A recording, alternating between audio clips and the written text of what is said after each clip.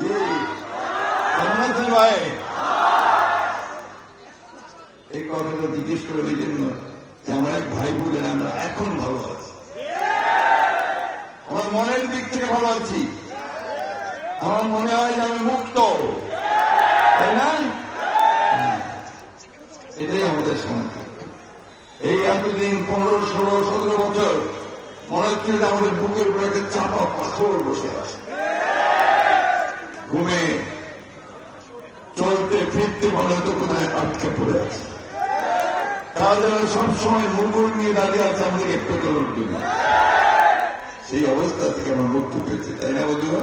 সেই ভয়ঙ্কর অহংকার, কি অহংকার, কি কথা, কি বার্তা, মনে হতো যে ওরা আমাদের ঘরটা ঘরটা বিহাতা জমিদার, আমরা সব প্রজা, এইভাবে কথাবার্তা বলতো তারা।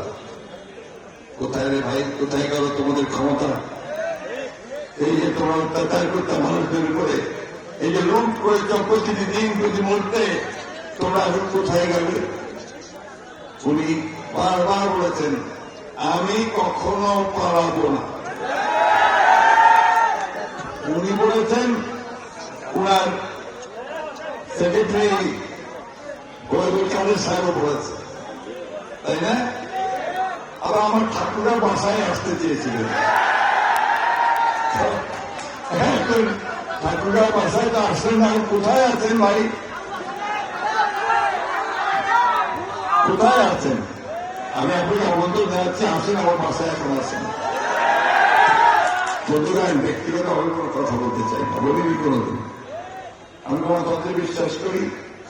আমি মনে করি যে গণতন্ত্রের সকলেই সকলের কথা বলার অধিকার আছে, রাজনীতি করার অধিকার আছে, কিন্তু মানুষকে খুন করবার তার অধিকার কারো নয়, তাকে লুট করবার অধিকার কারো নয়, দেশকে লুট করবার অধিকার কারো নয়।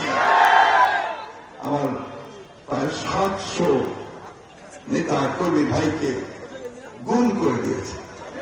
কয়েকদিন আগে দেখলেন যে আয়নাঘর থেকে কয়েকজনকে বের করে আনলো, তাই না? যেন আজমি আমাদের গোলাম আজম সাহেবের ছেলে, তিনি সেনাবাহিনীতে গিয়ে ব্রিগেডিয়ার ছিলেন, খুবই ট্যালেন্টেড, মেধাবী একজন অফিসার।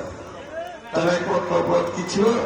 এই গোলাম আজমের ছেলে 16 ফোনার পাওয়া ছিল, তাকে গুম করে দিল। নাই, 8 বছর ধরে নাই, একটা ঘরের মধ্যে একটা বাতি, এই 8 বছরে একটা বাতিতে তাকে আটকে রাখা হয়েছিল। তার চুল কাটে নাই, দাড়ি কাটে নাই, চুলও হয়েছিল এত বড়, দাড়ি এত বড়, নখ এত বড়। উনি বারবার কাটতেন আর কাটতেন, আর তোয়ালেটা ভিজে সে বলছে যে সমুদ্র হয়ে যাবে কাঁদতে কাঁদতে। চিন্তা করতে পারেন, একজন ব্রিগেডিয়ার 16 ফোনার, তাকে বিনা কারণে 8 বছর ধরে আটকে রাখা হয়েছে। এরকম অসংখ্য ভালো মানুষদেরকে তাদেরকে সেখানে আটকে রাখা হয়েছে, কাউকে মেরে ফেলা হয়েছে, কাউকে হত্যা করা হয়েছে। নাম হচ্ছে আয়নাঘর। কি শাসন ব্যবস্থা! আমার দেশের মানুষ, আমার দেশের শাসক, তাও শেখ মুজিবের কন্যা, এত নির্মম, এত নিষ্ঠুর কি করে হতে পারে? কল্পনাও করা যায় না।